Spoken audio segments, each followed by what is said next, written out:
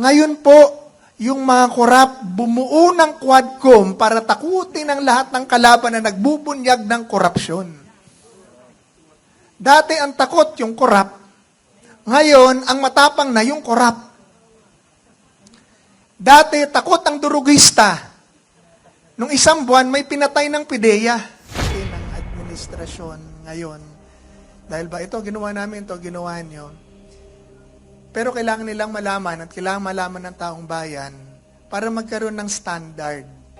Dahil for that 6 years na administrasyon ng Pangulong Duterte, nakatikim ang Pilipino ng pwede pala to at ano ang dapat. The Duterte administration led by President Rodrigo Duterte has set the standard and has given the goal for the Philippines. Ano bang pwede natin gawin para umayos ang Pilipinas and for all the limitations, yung mga bagay na hindi po natin natapos. Example, ang korupsyon, ang krimen at ang droga. Lagi naman po nandyan yan eh. Hindi po mawawala yan. Pero yung level ng kanilang presence, nababawasan po yan pag ang gobyerno ay tunay na nagtatrabaho na labanan ito. Yun po nakita natin sa administrasyon ng Pangulong Duterte. Noon po, takot ang kriminal, takot ang korap, takot ang durugista sa gobyerno ni Duterte. Ngayon po, yung mga korap bumuo ng Quadcom para takutin ang lahat ng kalaban na nagbubunyag ng korupsyon.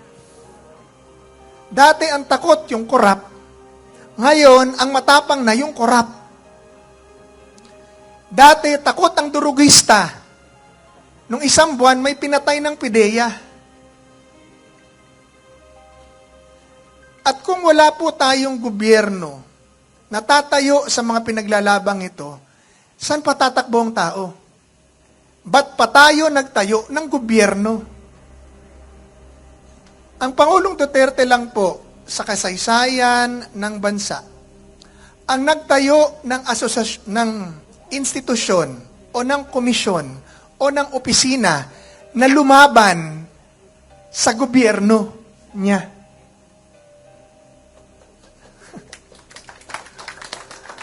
Pag nagtayo ho kayo ng anti-corruption, anti-red tape office, ang hinahabol po niyan ay yung gobyerno mismo. Ngayon, yung gobyerno nangahabol sa tao. Kung totoo po, ay ipaki-flash ang Duterte legacy, di pakita natin po ang ginawa ng PACC. Pag binilang niya, 13,000 cases po ang inaksyonan namin. 6 years. Mahigit. 272, ito. 272 counts of malversation against, hindi ko makita rito, pero 200 mahigit, 250, almost 250 high-ranking government officials, secretary level, undersecretaries, generals, ang amin pong kinasuhan sa ombudsman. 24 ang amin pong pinakulong. Pinatanggal namin 700 through the President. Ito po ay numbers na unmatched. Pag samasamahin nyo pa man po ang lahat ng anti-corruption efforts mula kay Presidente Aguinaldo papunta kay Presidente Bongbong Marcos. Hindi ho nila ito natatapatan pa hanggang ngayon.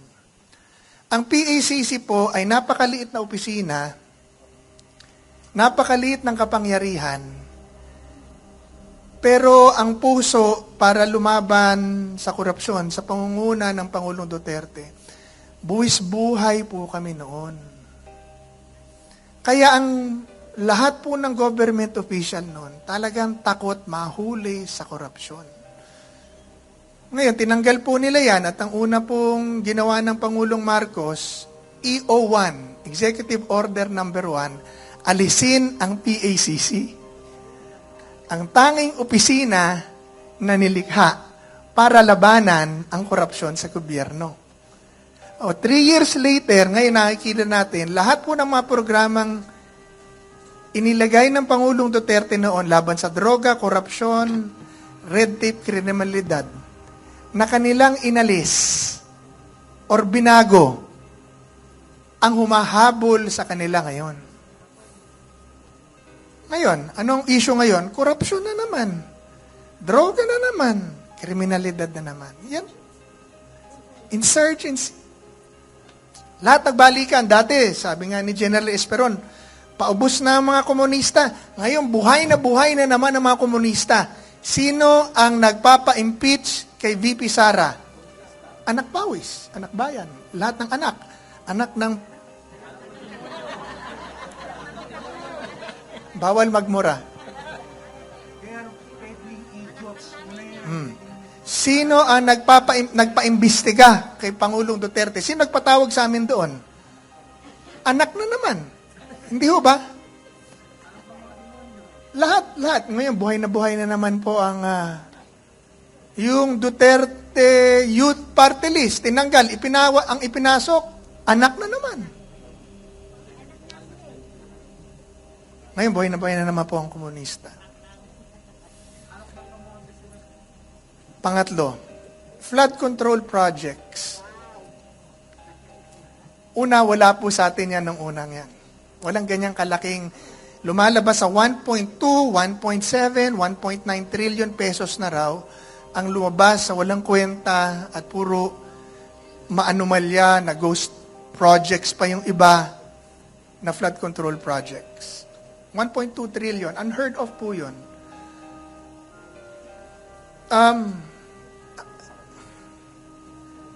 Bakit hindi ho Alam mo yung pag sinabi ho kasi flood control, alam na ho ng lahat ng congressman yan. Pera-pera lang po lahat yan.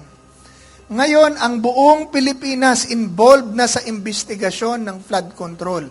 Pati Pangulong Marcos, Pangulo ng Pilipinas, nando na nag-check nung baha, flood control projects. Ang Senado iimbestiga na ng proseso, ng kontrobersya. Ang Kongreso, ang taong bayan are all involved. Buong Pilipinas na po nag-iimbestiga ng flood control projects. Nung may PACC lang ang gumagawa nun. And the rest can do what their job is. Meron tayong build. Kasi yung mga cabinet members noon, mga opisyal, especially the cabinet members, because under direct direction po ni Presidente Duterte yan, can do positive things within their mandate. Secretary Art was doing build all the way. Si Secretary Lambino was doing economic development all the way in Cagayan. Kasi merong mga opisina na nagbabantay. Alam niyo po, ito, walang biro ito. Tanungin niyo po ang customs. Pag dumating po kami doon noon, kalahati ng opisina umuuwi sa takot. Walang biro po yan. Pag dumating ako doon, mahilig po kami sa PACC mag-alaga ng takot. Alam niyo, alaga ng takot? Yung tatakutin mo ng tatakutin para hindi gumawa ng masama. So, laging inaalagaan mo sa takot. Ang DPWH, ganyan din po yan. Kung meron man pong korupsyon noon, hindi ganito kalaki. Yun po ang puntos ko. Hindi po ganito kalaki. 3 lang po yan na isinulong ng Pangulong Duterte, kaya natin siya minahal, sinamahan, at nagustuhan. Labanan ng droga, labanan ng korupsyon, labanan ng krimen. Ngayon, sa nangyayari po ngayon?